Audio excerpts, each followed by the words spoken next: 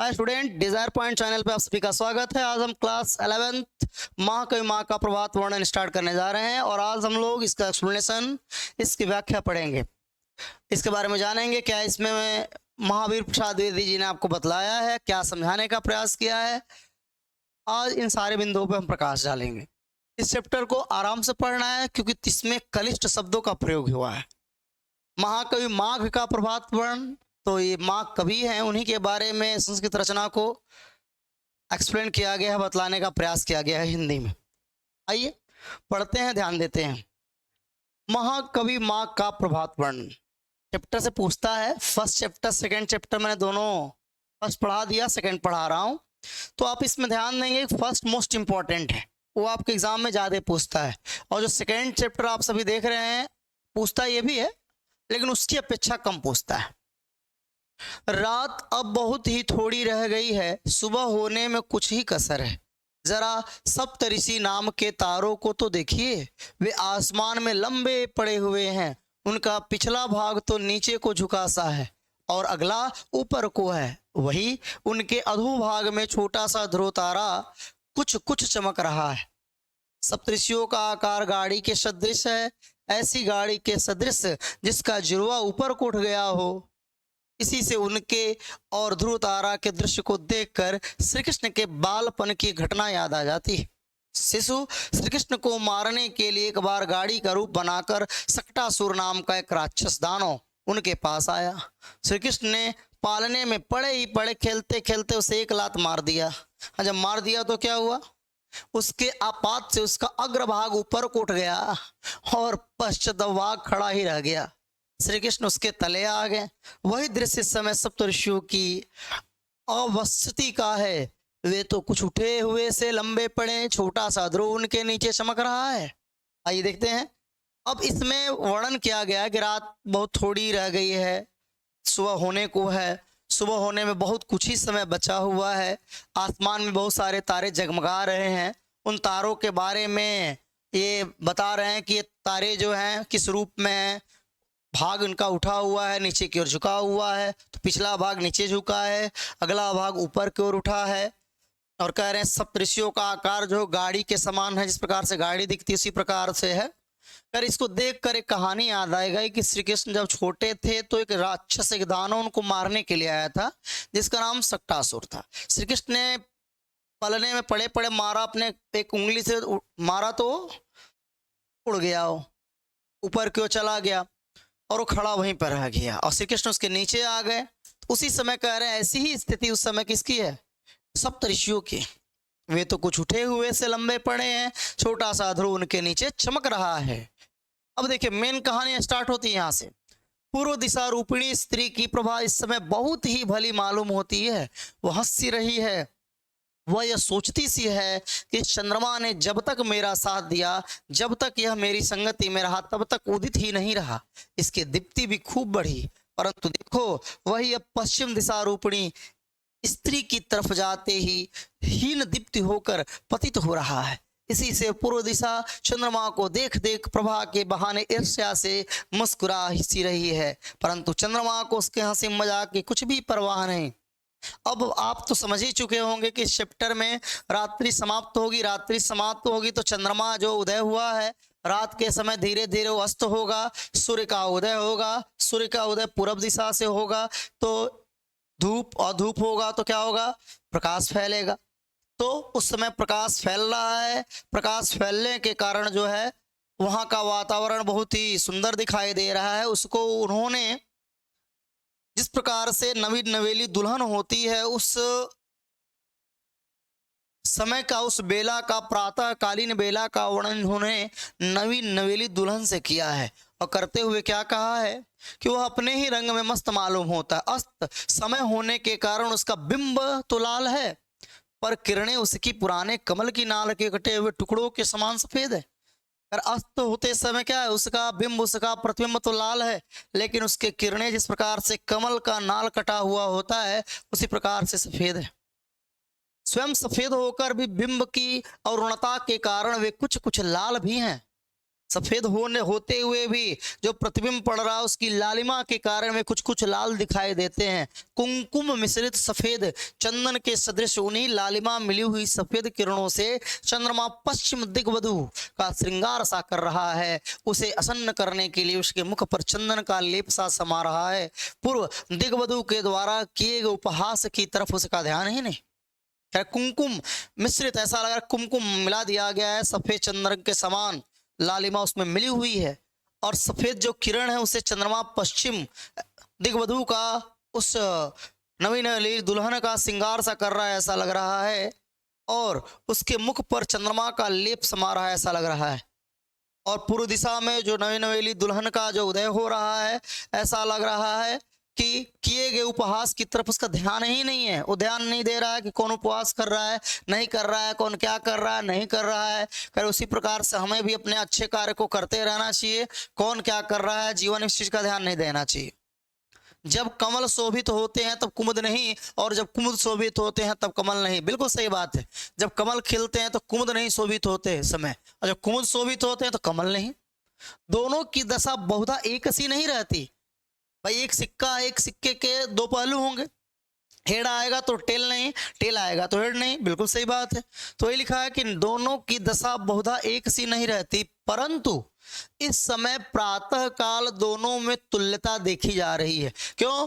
क्योंकि लालिमा पड़ रही है, इस कारण से दोनों में जो तुल्यता, दोनों में एक समानता दिखती रही है। कुमुद बंद होने को है पर अभी पूरे बंद नहीं हुए हैं। उधर कमल खिलने को है पर अभी पूरे खिले नहीं।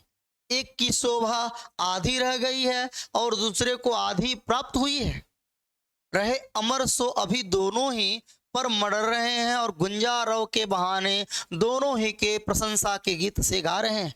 उस पे भौरे गुंजार कर रहे हैं। अंदर जो बैठे हुए भौरे धीरे धीरे वो खिल रहा है तो निकलेंगे बाहर, इसीलिए कुछ ऊपर बंजार कर रहे हैं, कुछ बाहर गुंजार कर रहे हैं। इसी से इस समय कुमुद और कमल दोनों ही समता को प्राप्त हो रहे हैं। यही कारण है कि इस समय कुमुद और कमल दोनों को समानता प्राप्त हो रही है। दोनों का सदृश एक समान है, दोनों की दशा एक समान है। करे सायंकाल जिस समय चंद्रमा का उदय हुआ था उस समय वह बहुत ही लावण्यमय था।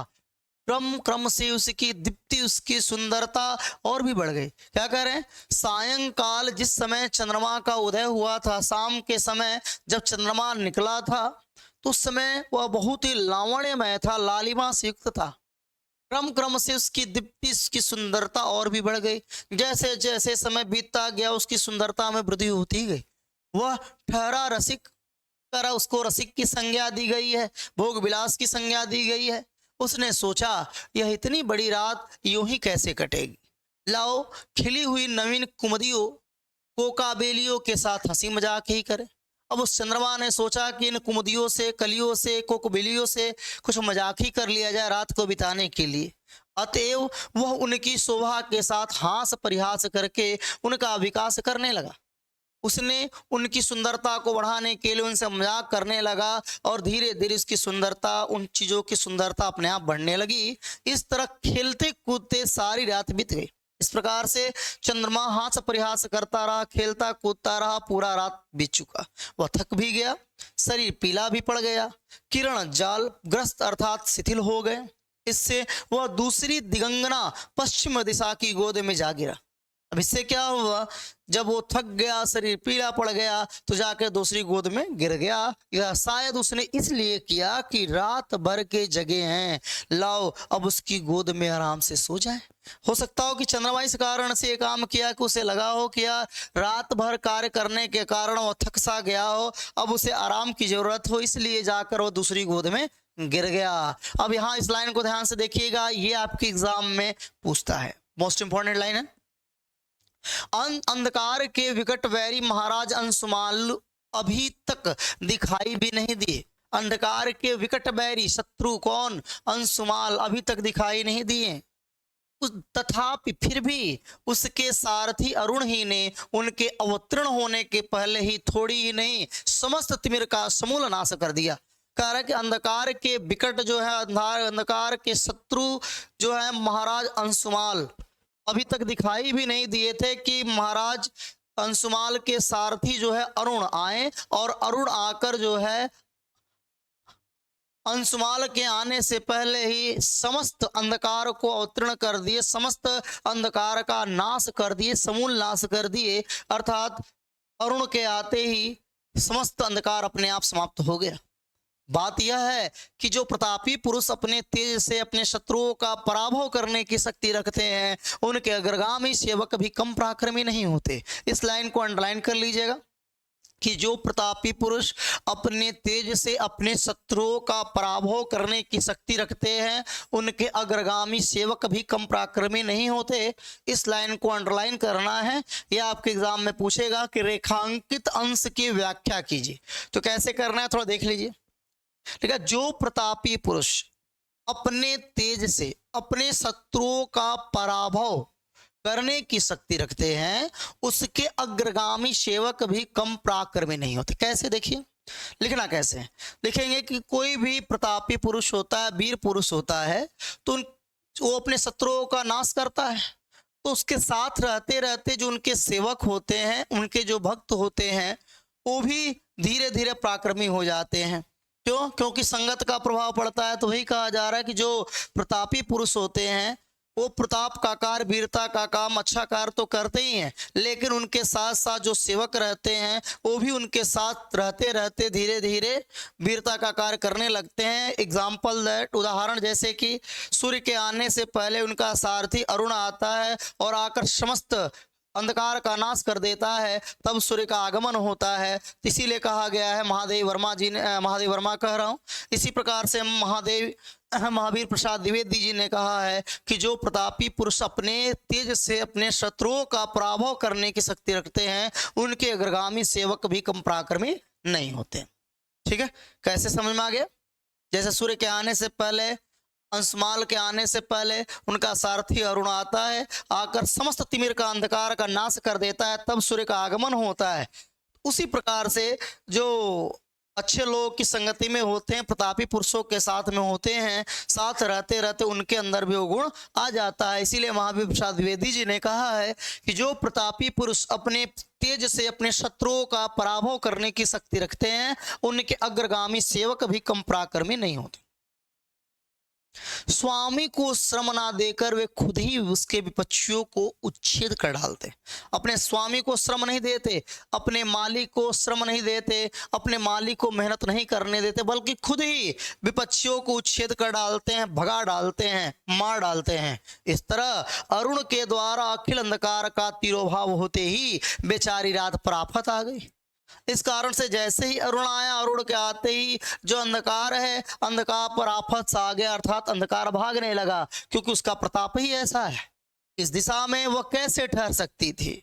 निरुपाय होकर वह भाग चली। अंधकार खत्म होने लगी, रह गई दिन और रात की संधि। अर्थात आतः का प्रातः कालीन संध्या सो अरुण कमलो ही को आप इस अल्प वयस्क सुना सदृश्य संध्या के लाल लाल और अतिशय कोमल हाथ पैर समझिए। फिर जो दृश्य आया, ऐसा लग रहा था कि क्या है, संध्या के लाल लाल और अतिशय कोमल हाथ पैर समझिए। इस तरह से वो दृश्य दिखाई दे रहा था। मधुप मालाओं से छाए हुए नील कमलों ही को काजल लगी हुई उसकी आंखें जानिए। ऐसा लग रहा था कि वो काजल हो। पक्षियों के कलकल शब्द ही को उसकी तोतली बोली अरमान कीजिए। जो पक्षी कलरव कर रहे हैं विभिन्न प्रकार से, सुबह के समय, प्रातः काल के समय आवाज कर रहे हैं, चहचहा रहे हैं, उसको तोतली बोली समझिए। ऐसे संध्या ने जब देखा कि रात इस लोक से जा रही है, तब पक्षियों के कोलाहल के बहाने यह कहती हुई कि, ऐसे संध्या ने जब उसको एहसास हुआ कि रात जो है इस लोक से क्या हो रही है, गायब हो रही है, तब पक्षियों के कोलाहल के बहाने, चहचहाने के बहाने यह कहती हुई कि अम्मा मैं भी आती हूँ, वह भी उसी के पीछे चली गई, वो भी भाग गई। अर्थात पूरे अंधकार का नाश हो गया, रात्रि का नाश हो गया। अंधकार गया, रात गई, प्रातःकालीन संध्या भी गई। विपक्षी दल के एकदम ही पैर उखड़ गए। तब रास्ता क्या हुआ, साफ देख वासर विधाता भगवान भास्कर ने निकल आने की तैयारी की। जब ये सारा कार्यक्रम हो गया, अरुण आए, सब कर डाले, तब उसके बाद क्या हुआ, तब सब रास्ता बिल्कुल साफ हो गया। वासर विधाता भगवान भास्कर मतलब सूर्य ने निकलने की तैयारी कर लिया कि अब चलो सब कुछ हमारे सेवक ने कर डाला है, अब कुछ भी रह नहीं गया है, समस्त शत्रु भी भाग चुके हैं, दिन हो चुका है, इसलिए सूर्य का उदय होता है। उसके बाद वही भास्कर महाराज लिखा है, भगवान भास्कर, कुलिस पाणी इंद्र की पूर्व दिशा में नए सोने के समान उनकी पीली पीली किरणों का समूह छा गया। उनकी इस प्रकार आविर्भाव से एक अजीब ही दृश्य दिखाई दिया। आपने बड़वानल का नाम सुना ही होगा, वह एक प्रकार की आग है जो समुद्र के जल को जलाया करती है। कह रही है कि उस समय का दृश्य जो है, कुलिस पाणी इंद्र की पूर्व दिशा में जो लालिमा युक्त जो लालिमा हुई, जो प्रकाश हुआ, लगा कि सोना है, बिल्कुल सोने के समान लालिमा हो गई। पीली सुनहरी किरणें जब पड़ना स्टार्ट हुई तो उनकी पीली पीली किरणों का समूह चारों ओर छा गया। अजीब ही दृश्य दिखाई देने लगा, ऐसा लग रहा था कि बड़वानल हो और जो समुद्र के जल को जलाया करती, उस प्रकार की आभा, उस प्रकार की लालिमा, उस प्रकार की पीली पीली किरणें हर तरफ फैल गई। सूर्य के उस लाल पीले किरण समूहों को देखकर ऐसा मालूम होने लगा जैसे वही बड़वाग्नि समुद्र की जलराशि को जलाकर त्रिभुवन को भस्म कर डालने के इरादे से समुद्र के ऊपर उठाई। कर उसे देखकर ऐसा लग रहा था कि समुद्र के ऊपर वही धीरे धीरे उठ रही हो, अर्थात वो क्या करना चाहती हो, वह पूरे त्रिभुवन को भस्म कर डालने के इरादे से, जलाने के इरादे से ऊपर उठाई हो। धीरे धीरे दीनानाथ का बिंब क्षितिज के ऊपर आ गया। क्षितिज होता है वह स्थान जहां आकाश और पृथ्वी एक दूसरे को छूते हुए, टच करते हुए प्रतीत होते हैं, क्षितिज होता है। कर धीरे धीरे दीनानाथ, धीरे धीरे सूर्य जो है उनका प्रतिबिंब क्या आया, ऊपर आ गया। तब एक और ही प्रकार के दृश्य के दर्शन हुए। तब दृश्य बदलने लगा, सुंदरता बदलने लगी और एक अलग अजीब प्रकार के दृश्य का दर्शन प्राप्त हुआ। एक अजीब प्रकार का वातावरण हो गया। ऐसा मालूम हुआ जैसे सूर्य का वह बिंब एक बहुत बड़ा घड़ा है। जब सूर्य ऊपर की ओर उठा तो लगा कि वो बहुत बड़ा घड़ा है और दिग्वधुएं जोर लगाकर समुद्र के भीतर से उसे खींच रही। ऐसा लगा कि दिग्वधुएं जो है, नहीं नवेली दुल्हनें जो है, जोर लगाकर समुद्र के अंदर उसे खींचने का प्रयास कर रही हैं। सूर्य की किरणें ही को आप लंबी लंबी मोटी मोटी रस्सियां समझिए। ऐसा समझिए कि जो सूर्य की किरणें निकल रही थी वो मोटी मोटी लंबी लंबी रस्सियां हो, उन्हीं से उन्होंने बिंब को बांध सा दिया हो और खींचते वक्त पक्षियों के कलरव के बहाने वे कह कह कर सुर मचा रही हैं कि खींच लिया है, कुछ ही बाकी है, ऊपर आना ही चाहता है, जरा और जोर लगाना, जोर लगाना। इस प्रकार के कल्पनाएं किया गया और कुछ नहीं। सूर्य की किरणों को रस्सी माना गया है। तमाम चीजें आपको मैंने बताया पीछे। तो यहाँ पे एक तरह से तुलना किया जा रहा है, बार बार देख रहे हैं आप, कल्पना किया जा रहा है, काल्पनिक चीजें हैं लेकिन उनको वास्तविक तरह से सूर्य की लालिमा को प्रेजेंट करने का, सूर्य की सुंदरता को बढ़ाने का और ये बताने का उन्होंने प्रयास किया है कि कोई भी व्यक्ति किसी भी प्रतापी पुरुष के साथ रहता है तो उसके साथ रहते रहते उसके अंदर भी उसी तरह का गुण आ जाता है। आइए आगे बढ़ते हैं, क्या लिखा है थोड़ा देखिए।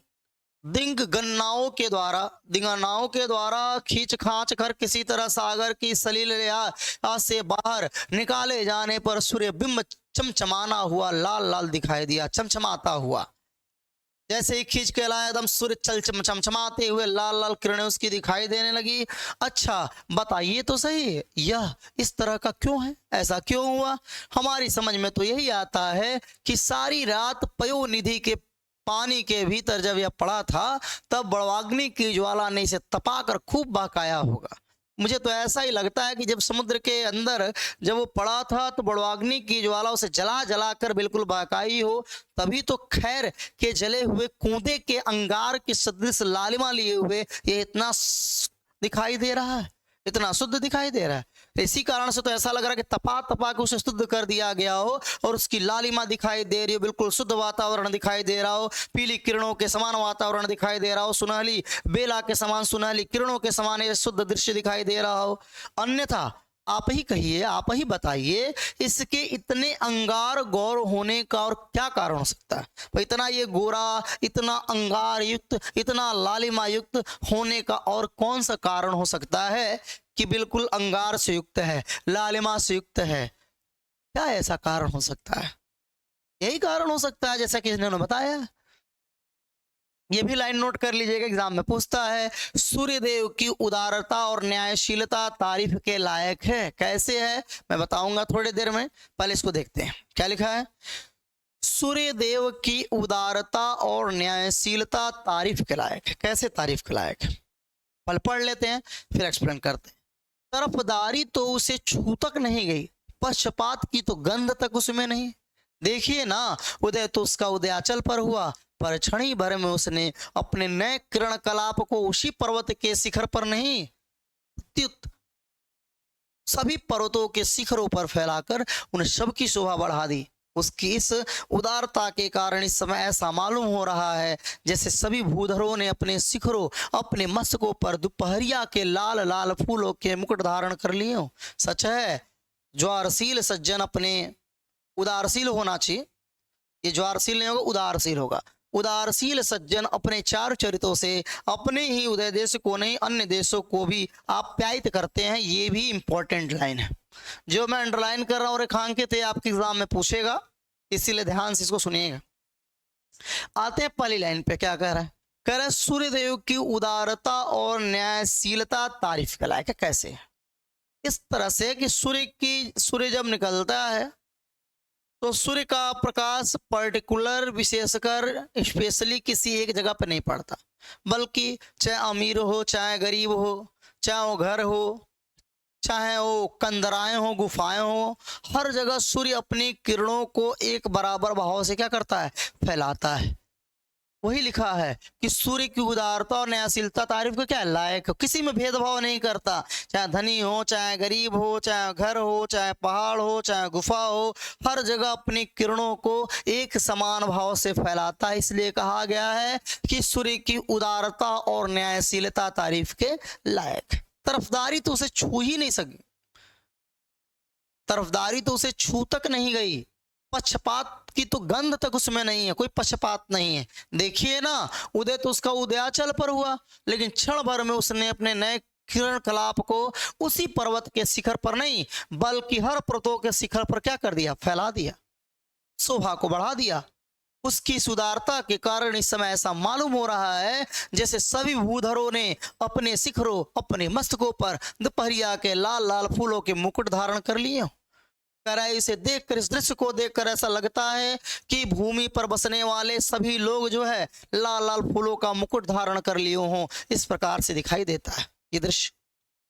फिर इसको पूछेगा कि उदारशील सज्जन अपने चार चरित्रों से अपने ही उदय देश को नहीं अन्य देशों को ही आप्यायित करते हैं। कैसे, क्वेश्चन एग्जाम में पूछेगा तो आप बताएंगे। देखिए कैसे, मैं एक्सप्लेन करता हूं। उदारशील सज्जन अपने चार चरित्रों से, चार चरित्रों मतलब अच्छे गुणों से, चरित्र से, अपने ही देश का नहीं बल्कि अन्य देशों को भी आप्यायित करते हैं, प्रकाशित करते हैं, लाभ पहुंचाते हैं। कैसे, देखिए मान लीजिए कोई भी एक साइंटिस्ट का नाम ले लीजिए, मान लीजिए हमारे यहाँ डॉक्टर एपीजे अब्दुल कलाम जी थे। अब डॉक्टर एपीजे अब्दुल कलाम जी ने जो आविष्कार किया, क्या उसका लाभ केवल भारतवर्ष ही ले रहा है? सब ले रहे हैं। जीरो का आविष्कार हमारे देश ने किया, क्या भारतवर्ष इसका लाभ ले रहा है? सारी कंट्री ले रही है। एडिसन ने विद्युत बल्ब का निर्माण किया, क्या वो केवल आविष्कार जो उसने किया उसका लाभ केवल अमेरिका ही ले रहा है? नहीं, हम सब ले रहे हैं। तो कोई भी उदारशील सज्जन जो होता है, कोई भी काम करता है तो उस काम से केवल अपने ही देश को लाभान्वित नहीं करता बल्कि अन्य देश भी उसका लाभ उठाते हैं। इसलिए कहा गया है कि उदारशील सज्जन अपने चार चरित्रों से अपने ही उदय देश को नहीं अन्य देशों को भी आप्यायित करते हैं, प्रकाशित करते हैं, लाभान्वित करते हैं। आया समझ में आपको? तो ये जो अंडरलाइन है इनको पूछता है, कई बार पूछा है, इसलिए मैं अंडरलाइन करते जा रहा हूं, ध्यान देते रहिएगा। आगे बढ़ते हैं। उदयाचल के शिखर रूप आंगन में बाल सूर्य को खेलते हुए धीरे धीरे रेंगते देख पत्नियों को बड़ा प्रमोद हुआ। सुंदर बालक को आंगन में जहां उपाड़ी चलते देख स्त्रियों का प्रसन्न होना स्वाभाविक ही है। अतः उन्होंने अपने कमल मुख के विकास के बहाने हंस हंस कर उसे बड़े ही प्रेम से देखा। यह दृश्य देखकर मां के सदृश अंतरिक्ष देवता का हृदय भर आया और पक्षियों के कलरव के मिस बोल उठी, आजा आजा आ बेटा आ, फिर क्या था। बाल सूर्य बाल लीला दिखाता हुआ झट अपने मृदुल कर किरणें फैलाकर अंतरिक्ष की गोद में कूद गया। उदयाचल पर उदित होकर जरा ही देर वह आकाश में आ गया। अब देखिए क्या वर्णन किया गया है सूर्य का। उदयाचल के शिखर रूप आंगन में बाल सूर्य को खेलते हुए धीरे धीरे रेखते देखकर बहुत ही बड़ा प्रसन्नता हुआ। जब सूर्य आया, आकर धीरे धीरे जब सूर्य खेलने लगा, धीरे धीरे ऊपर की ओर उठने लगा, तो वो कह रही कि बहुत ही देखकर प्रसन्नता हुआ, प्रमोद हुआ। सुंदर बालक को जैसे आंगन में देखकर खेलकर स्त्रियां प्रसन्न होती हैं, स्वाभाविक सी बात है, उसी प्रकार से उन्होंने अपने कमल मुख के विकास के बहाने हंसकर उससे बड़े ही प्रेम से देखा। उन्होंने यह दृश्य देखकर मां के सदृश अंतरिक्ष देवता का हृदय भर आया। अंतरिक्ष देवता ने जब इस दृश्य को देखा तो उनका हृदय भर आया, प्रसन्न हो गए और पक्षियों के कलरव की मिस बोल उठी। जिससे पक्षी कलरव करते हैं उसी प्रकार से वह भी बोल उठी कि आजा आजा आ बेटा। और फिर क्या था। बाल सूर्य जो है, छोटा सा सूर्य बाल लीला दिखाता हुआ झट से अपने कर किरणें फैलाया, अपने किरणों को फैलाते हुए, हाँ अस्त्र रूपी किरणों को फैलाते हुए अंतरिक्ष की गोद में कूद गया, अर्थात अंतरिक्ष में प्रकट हो गया, चला गया और उदयाचल पर उदित होकर जरा ही देर में वो आकाश में आ गया। धीरे धीरे देखिए सूर्य कब निकला, निकलने के बाद क्या क्या हुआ, कैसे कहाँ धीरे धीरे आ रहा है, उसी का वर्णन महावीर प्रसाद द्विवेदी जी ने यहाँ पे किया है, विशेष रूप से किया है और बहुत अच्छे ढंग से किया है। आकाश में सूर्य के दिखाई देते ही नदियों ने विलक्षण ही रूप धारण किया। जैसे ही आकाश में सूर्य दिखाई दिया, नदियों का रूप बदल गया, विलक्षण बिल्कुल अलौकिक नदियां दिखाई देने लगी। दोनों तटों या कगारों के बीच से बहते हुए जल पर सूर्य की लाल लाल प्रातःकालीन धूप जो पड़ी तो वह जल परिपक्व मदिरा के रंग सदृश हो गया।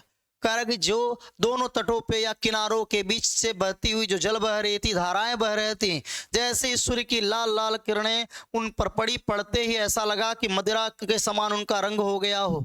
अतएव ऐसा मालूम होने लगा, ऐसा प्रतीत होने लगा, ऐसा वो दृश्य दिखाई देने लगा जैसे सूर्य ने किरण बाणों से अंधकार रूपी हाथियों की घटा को स्रोत मार गिराया हो। ऐसा लग रहा था कि सूर्य ने अपनी किरणों से, बाणों से, किरण रूपी बाणों से ऐसा लग रहा था कि उसने समस्त अंधकार रूपी हाथियों का घोर अंधकार को क्या किया हो, मार गिराया हो। और उन्हीं के घावों से निकला हुआ रुधिर, जब उन्होंने मारा तो उसी से जो ब्लड निकला, उससे जो खून निकला, उसी को रुधिर बहते हैं, वही रुधिर बहकर, वही खून बहकर नदियों में आ गया, आके मिल गया और उसी के मिलने से उसका जल क्या हो गया, लाल हो गया। ऐसा लग रहा है, ऐसा प्रतीत हो रहा है। कहिए यह सूझ कैसी है। महावीर प्रसाद द्विवेदी जी कहते हैं, बताइए जो मैं सोच रहा हूं क्या है गलत तो नहीं, बहुत दूर की तो नहीं। तारों का समुदाय देखने में बहुत भला मालूम होता है, यह सच है। अरे सच बात है कि तारों का समुदाय, तारों का जो झुंड है, तारों जो है वो देखने में बहुत ही अच्छे लगते हैं, भले लगते हैं, सज्जन लगते हैं, यह सच है। यह भी सच है कि भले आदमियों को ना कष्ट ही देना चाहिए और ना उनको उनके स्थान से चित ही करना, हटाना ही चाहिए। यह भी बात सच है कि कोई अच्छा व्यक्ति है तो उसको कष्ट भी नहीं देना चाहिए और उसको उसके स्थान से हटाना भी नहीं चाहिए, यह भी बात सत्य है। परंतु सूर्य का उदय अंधकार का नाश करने ही के लिए होता है और तारों की श्री वृद्धि अंधकार ही की बदौलत है। लेकिन सूर्य का उदय तो भाई अंधकार को नष्ट करने के लिए ही होता है और तारों की वृद्धि कब होती है, अंधकार की बदौलत। अंधकार होगा तो उनका लाइट दिखाई देगा, प्रकाश दिखाई देगा, सबके अपने अपने कार्य हैं। इसी से लाचार होकर सूर्य को अंधकार के साथ ही तारों को, हारों को नहीं, तारों का भी विनाश करना पड़ा। अब मजबूरी में आकर सूर्य को क्या करना पड़ा, लाचार होकर अंधकार के साथ साथ तारों का भी विनाश करना पड़ा। उसे उनको भी जबरदस्ती निकाल बाहर करना पड़ा, ना चाहते हुए भी उन्हें निकालना पड़ा, निकाल कर बाहर हटाना पड़ा। बात यह है कि शत्रु की बदौलत ही जिन लोगों को संपत्ति और प्रभुता प्राप्त होती है उनको भी मार भगाना पड़ता है। बात यह भी है कि शत्रु की बदौलत भले ही जिन लोगों को संपत्ति और प्रभुता प्राप्त होती है, मिल जाती है, उनको भी मार भगाना पड़ता है, मारना पड़ता है, क्योंकि शत्रु के साथ ही उनका भी विनाश साधन करना ही पड़ता है। नहीं करेंगे तो फिर खुद ही नष्ट हो जाएंगे। ना करने से भय का कारण बना ही रहता है। राजनीति यही कहती है कि शत्रुओं को हटाइए, अपने रास्ते से भगाइए, नहीं तो आपके ऊपर संकट आ जाएगा। तो वही बेचारा सूर्य लाचार होकर ये काम करता है कि अंधकार के साथ साथ तारों का भी समूल नाश कर देता है, उनको भगा देता है। कह रहे सूर्योदय होते ही अंधकार भयभीत होकर भागकर वह कहीं गुहाओं के भीतर और कहीं घरों के कोनों और कोठरियों के भीतर जा छिपा, मगर वहां भी उसका गुजारा ना हुआ। सूर्योदय के होते ही, सूर्य का उदय होते ही, सूर्य का प्रकाश निकलते ही अंधकार बेचारा डर कर भागकर वह कहीं गुफाओं के भीतर, कहीं घरों के कोनों और कोठरियों के भीतर जा छिपा। कहीं एकदम जाके गुफाओं में छुपा, कहीं घरों के कोनों में छुप गया, कहीं कोठरियों के भीतर जाके छिप गया, मगर वहां भी उसका गुजारा नहीं हुआ, वहां भी वो बच नहीं सका। सूर्य क्या किया, बहुत दूर आकाश में था, फिर भी उसके प्रबल तेज से, प्रकाश से किरणों ने छिपे हुए अंधकार को उनकी जगह से निकाला और निकाल कर बाहर भगा दिया। निकाला ही नहीं, अपितु उसका सर्वथा नाश भी कर दिया। केवल हटाया ही नहीं, बिल्कुल नष्ट कर दिया अंधकार को। बात यह है कि तेजस्वियों का कुछ स्वभाव ही ऐसा होता है, एक निश्चित स्थान में रहकर भी वे अपने प्रताप की धाक से दूर स्थित शत्रुओं का भी सर्वनाश कर डालते। बात तो यह है कि तेजस्वियों का स्वभाव ही कुछ ऐसा होता है, वे एक निश्चित स्थान पर रहते हुए भी अपने प्रताप की धाक से दूर स्थित शत्रुओं का भी सर्वनाश कर डालते हैं। बिल्कुल सही बात है। कह रहे हैं कि तेजस्वियों का कुछ स्वभाव ही ऐसा होता है, उनका स्वभाव ऐसा होता है कि निश्चित स्थान पर रहते हैं और निश्चित स्थान पर रहते हुए भी उनका प्रभाव इतना होता है कि उनके प्रभाव से दूर दूर स्थित शत्रु भी क्या होते हैं, भाग जाते हैं। उनका नाम सुनते ही डर जाते हैं, मैदान छोड़कर भाग जाते हैं। कर उसी प्रकार से, जिस प्रकार से सूर्य के आते ही सूर्य की किरणों से अंधकार भागने लगे, कोने में छुपे, फिर भी सूर्य की किरणों ने उनको क्या किया, भगा डाला। उसी प्रकार से महावीर प्रसाद द्विवेदी जी ने कहा है कि तेजस्वियों का कुछ स्वभाव ही ऐसा होता है कि एक निश्चित स्थान पर रहकर भी वे अपने प्रताप से, अपने तेज से, अपने धाक से, अपने प्रभाव से, अपनी प्रभुता से दूर स्थित शत्रुओं का भी सर्वनाश कर डालते हैं, उनका नाश कर डालते हैं। ठीक है, तो इसके आगे हम लोग नेक्स्ट लेक्चर में एक और इसका वीडियो बनाया जाएगा, पढ़ा जाएगा। ठीक है, तो बच्चों फिर हम लोग नेक्स्ट लेक्चर में मिलते हैं। आप सभी के इसी खिलखिलाते मुस्कुराते स्माइल करते हुए चेहरे के साथ। तब तक के लिए बहुत बहुत बहुत बहुत धन्यवाद। और हाँ, अब बात करते हैं आपकी सबसे बड़ी समस्या के बारे में। तो आपकी सबसे बड़ी समस्या ये थी कि आपको कंप्लीट कोर्स नहीं मिल रहा था, और कंप्लीट कोर्स मिल रहा था तो वो लाइव नहीं मिल रहा था। तो अब आपको आपका कंप्लीट कोर्स मिल जाएगा और वो क्लासेस लाइव होंगी, और अगर उस समय आप लाइव नहीं आ सके तो बाद में वही रिकॉर्डेड क्लास के रूप में आपको मिल जाएगा। तो जब चाहे, जितना चाहे, जैसे चाहे आप पढ़ सकते हैं। आपको नोट्स मिल जाएंगे, क्योंकि नोट्स लिखने में बड़ा लंबा समय खर्च होता है, बहुत समय लगता है।